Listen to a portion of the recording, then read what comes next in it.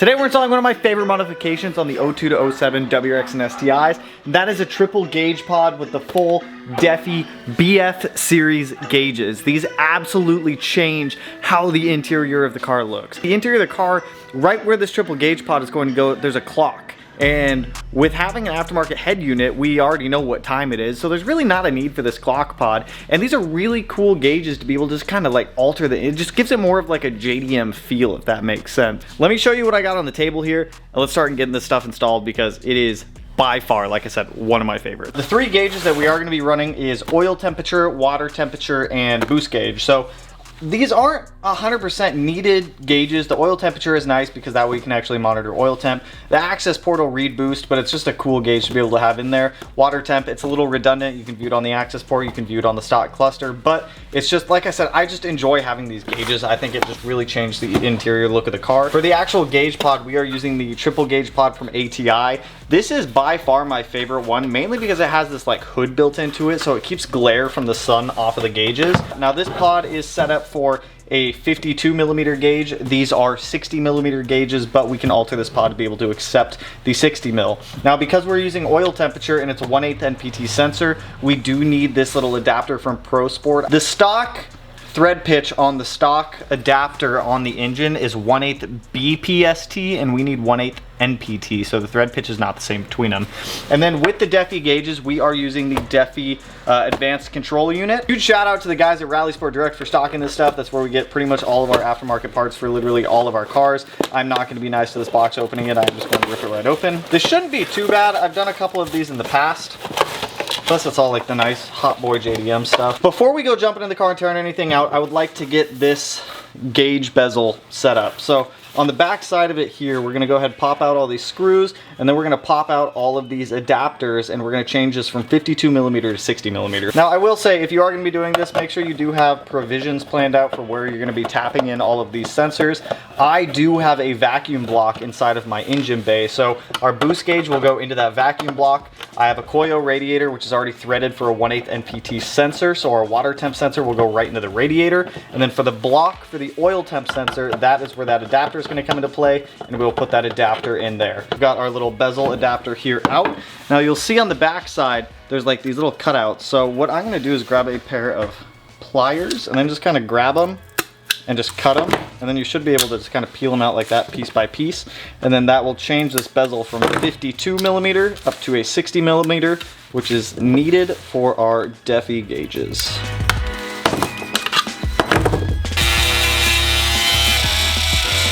The 60s are honestly pretty tight in here that I don't think you're gonna need to adjust them too much, but you can if you need to. So we got boost right there, oil temp, come right back here, and drop this guy in his home. On the back sides here, all you have to do is power one gauge, which will be the main gauge here. So that's gonna go as our main power supply there.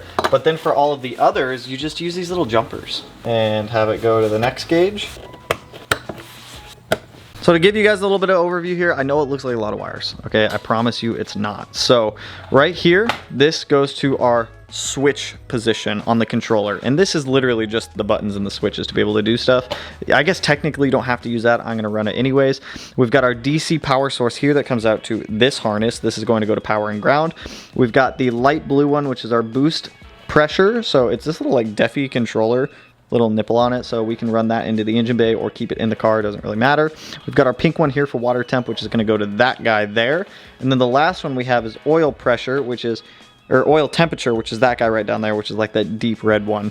We've got our gauges set up here with all of our jumper wires kind of tucked back up there, and then our main power lead source coming off. That's going to tap into this guy, which should be meter output. So now that we've got this set up, before we bring any of this into the car, let's go ahead and get out the stock clock, so that way we can start getting this in. Because once we have this in, all we have to do is run this signal cable down into wherever this is going to go, plug that in, and then this is stationary. We don't have to mess with that. Take off our shift knob here because we're going to pull out this whole assembly. I want to pull out all of this so that way it gives me the most access to be able to route wires and zip tie them up cleanly. So I'm gonna get that guy out of our way for now. I can never get this little light undone, so normally I'll just twist it out and let it chill there. So with that, we're gonna go ahead and pull out this iDoing head unit that I have in here. A lot of people ask me what head unit this is. It is indeed iDoing. I believe this whole panel should just kind of come free. Yeah, so our control module, I'm gonna put right here on the bottom of this iDoing. So I'm just gonna let that guy chill in. I wanna put a rag right there just so it doesn't get damaged. Now there's gonna be 3 screws up here, which I actually might need to get a different screwdriver to be able to get those. That one's a little bit long, unless I can get them with this. A lot of people don't realize there's 3 screws up here and they try to rip out these upper vents and they just destroy them. Now this guy will pop right out. I'm gonna undo the hazard button here, set that guy there. Now we can get this upper. These always break whenever I go to take them out, like that. Not actually necessarily like that, but that is a new way for that to break. Okay. Yeah, see, normally they just come out nicely. That one literally broke into as many pieces as it freaking could for. Ow! That cut the f out of my hand. I'm gonna bleed. That's gonna make me bleed, isn't it? Does anybody have a good way to get these clock pods out without destroying them? Because every single time I try to do it, man, they always just get wrecked. That is now somewhere in my dash. That's gone forever. I'm gonna go ahead and start routing this cable down first into where our bezel's going to go, which I'm just gonna go right between these vents and then just pull it out. And then we'll zip tie up all the slack and clean it all up so that way it all looks nice too. So,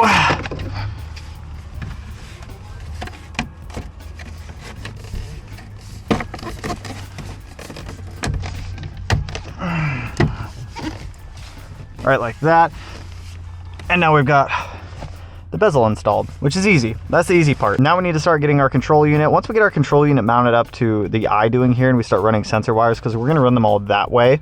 So our power wire is gonna run over here to the fuse box. So I am gonna use an add a fuse. That's just how I prefer to, like I said, that's just how I prefer to tap into them. So that way I'm not cutting up harnesses. You guys said you like the head cam stuff, so I'm trying to do some more of it. I'm gonna put a lot of 3M tape on this. Oh yeah, I will, okay.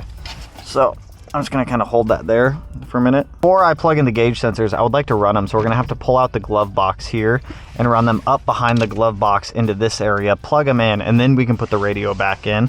For the power wires, I can snake these. For the power wire and the control wire for this guy, we can just snake those down through there, which I can just do now. And then kind of snag them out of here. They should pop out somewhere down by my feet. I can see them poking out down there. We're at a stage now where we need to start running all of these wires. So we're gonna go ahead and pop out this glove box, which there's just gonna be a whole bunch of screws in here that hold the glove box in. Once we get the glove box out, it'll give us a lot more room to be able to access the areas that we need to access to run all of this cleanly. Once we take them all out, the entire glove box will fall out. And right here. Oh, this glove box should, in theory, come out now, which it does. Unplug that wire. Actually, technically, yeah, I'm just gonna unplug them and take this glove box out the way. So let's actually run all of this through the firewall first. So that way we kind of have an idea of where we're going with all this, and just to make routing it all the easiest. I always route all of my gauges through the firewall back behind the AOS. So I'm gonna go ahead and hit this 12 and that 10, go through that grommet right down there, get the wires in there. Right there, that grommet is where we are aiming for. Moving the AOS gave me some room, but not an absolute ton. So I'm gonna pop that grommet out a little bit to get a little space, so that way we can feed all the smaller connections down through there into the cabin. Oh, I feel it, it's right there. I've got it in my fingers. There it is. All right, so I'm gonna put you right there. Now we need to do the same thing with coolant temp and then boost. Putting this grommet back in is gonna suck. That's a problem for later though. There it is. All right, so, whew. Now we got our gauge wires coming through. So we got boost right here, oil temp, and coolant temp right here. The dash bar, and up into where the radio goes. Now we need to play matchy de colors, but I want all of these, like I said earlier, to go underneath of all the radio wires. I don't want these to all be like tangled up. Is that a spider? Oh God, that's a spider.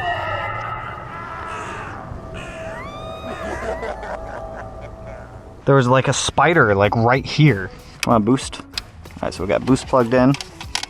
We got water temp right here, which is pink. Oil temperature right here, which is the red 2-pin. There's a red 2-pin and a red 3-pin. The red 3-pin is for pressure. So now we've got those. Now we need to grab this wire. I swear to God, if that spider is still on me. I'm gonna route this wire under. God, what is on me? Clip back in, and all of this right back through. Looking at the wiring diagram from Defi here, it looks like white is illumination. I don't really care for illumination, so it can just stay the same color all the time. So we're just gonna cut white off and not use it. It looks like black is obviously our ground, orange is ignition, and red is battery. I don't know why it needs a battery and an ignition.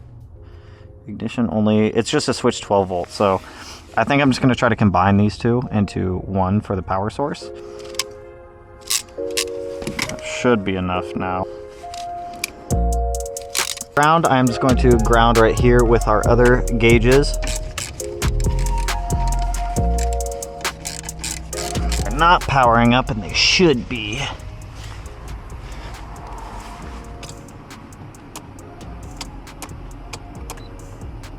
Oh,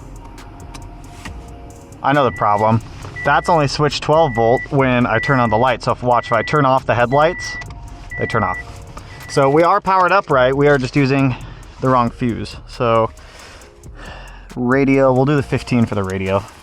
That'll be better. There we go. Look at that. Now we got our gauges. So we got turbo, oil temp, water temp, all powered on. Beautiful. Our coolant temp, if you have a coil radiator, you're gonna have a 1/8 NPT port right there. So we need to get this duct off to be able to get down to it. Boost gauge will be pretty easy. So right down here, we've got this little threaded port. So I'm gonna try to do this quick so I don't lose any coolant. I'm not gonna freak out, what am I saying? Cool, calm, and collected like a cucumber. I am a cucumber. Ew. Put that guy right there for right now.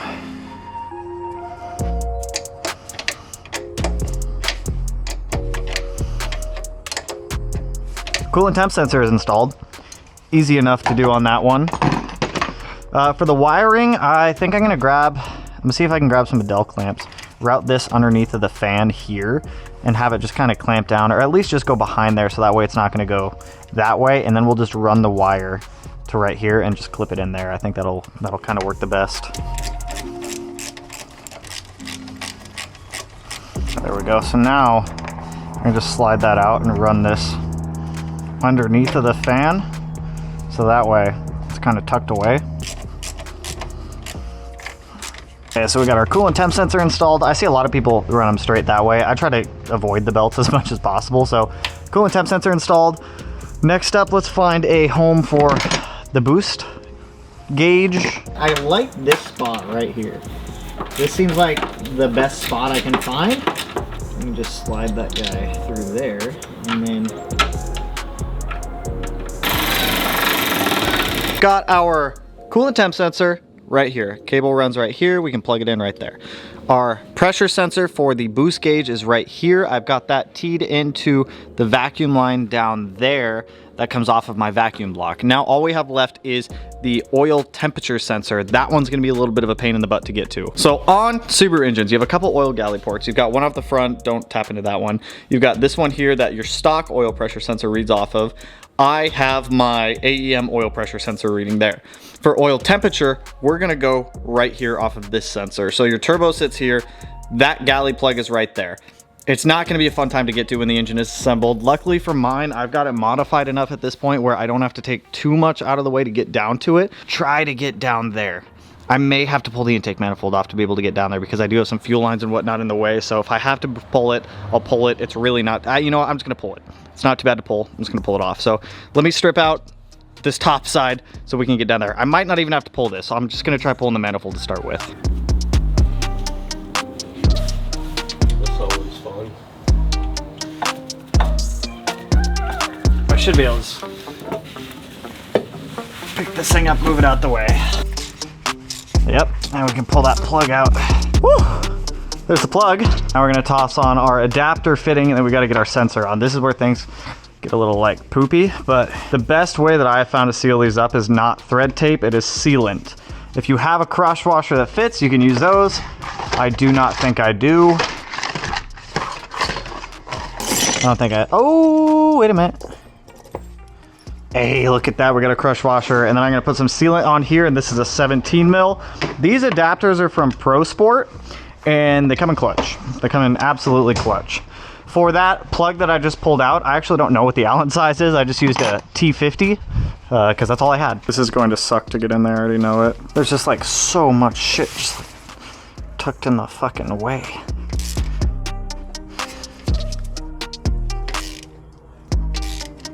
At least with the gasket maker, it seems to seal it a little bit better. So we want to make sure that we get this thing tight in there so that way it all seals up. I give it one more little snug up. We can start putting all the manifold bolts back on, get the charge pipe back on, plug in all the sensors, zip tie everything inside the car. We should be solid at that point. Let's make sure our gauges work. Dude, I love that. That looks so good. All right, let's... Now you're allowed to turn on. What do we got? Boost is reading. Oil temp and water temp are gonna take a minute to come up, so we'll let it run. I'm gonna go up there, check for leaks off the radiator, and I will check for oil. Oh, look at that, water temp's already coming up. It's already coming up. Oil temp will come up eventually, so sweet, we'll let it come up to temp. No leaks off of coolant, no leaks off of oil temp. Let's go. All the gauges are working. Oil temp coming up. We got water temp kind of chilling where it's gonna chill. Mechanical boost gauge works.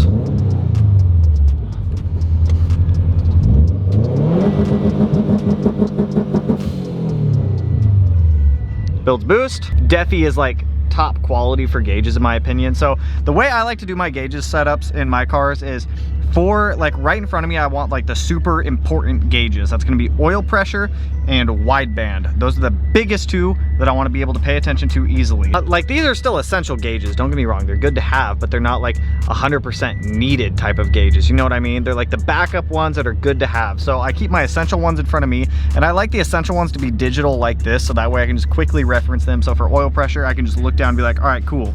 I got 48 PSI oil pressure. Same thing with AFR, see if we're like running lean, running rich, anything like that. I can easily just quickly glance at a digital gauge.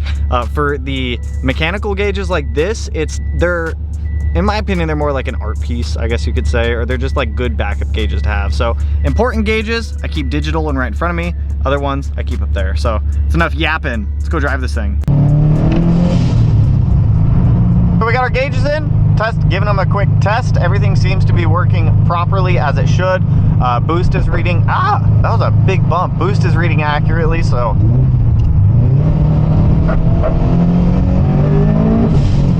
Definitely reads boost.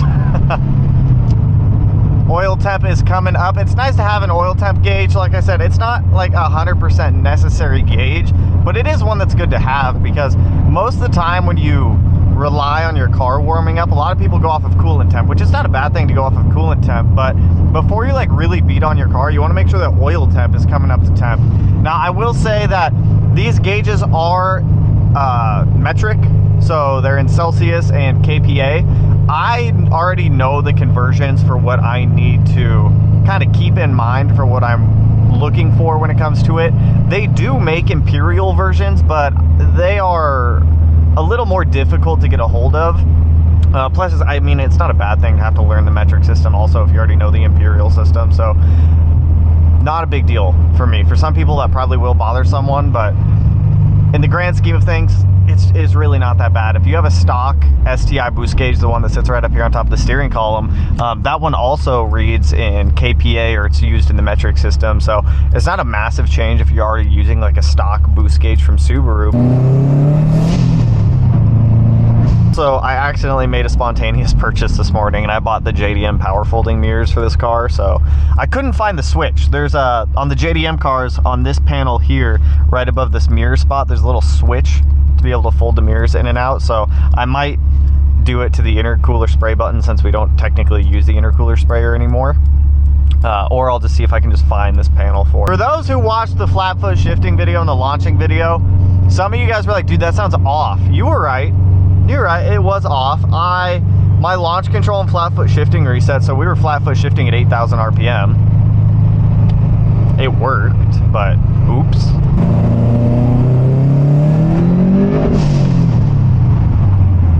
Dude, they're just such fun cars. I'm so glad we got this thing. I want to give a huge shout out to our guys over at Rally Sport again. They are always coming in clutch for us. If you guys are looking for any parts for your Subarus, non-Subaru cars, definitely give them a look. You can use our discount code Smeedia over there and you can save 10% on your order as well. So that way you have money for other parts or more food, because we all know we like to starve ourselves for car parts. I'm just joking, don't do that. But for real, huge shout out to the guys over at Rally Sport. I just wanted to give you guys a point of view look to see how the gauges would look as if you were driving. Honestly, like I said, one of my favorite mods. So let's get back over to the house, send this video out, and then I gotta get back to work doing some other fun goodies. So let's get out of here. So there we have it, ATI triple gauge pod with the Defi tri gauges and the controller. Super happy with how they look, super happy with the outcome, and it's a nice addition to add to the car for kind of the JDM touch that I'm going for on it. Power folding mirrors will be going on soon. Roof scoop, we're gonna be cutting up the roof for it. So a whole bunch of stuff for this thing still to come, but that's all I got for you guys on this one. I'll link those gauges down below for you guys as well. So with that, if you like the video, you know what to do. Go and hit that like button, turn it black, blue, green, yellow, purple, silver, sight, and whatever color it turns for you. And if you're not already subscribed to the channel and you want to be, I'll put it in one of these corners. No idea which one quite yet. But with that, I will catch you guys in the next one. So peace out, homies.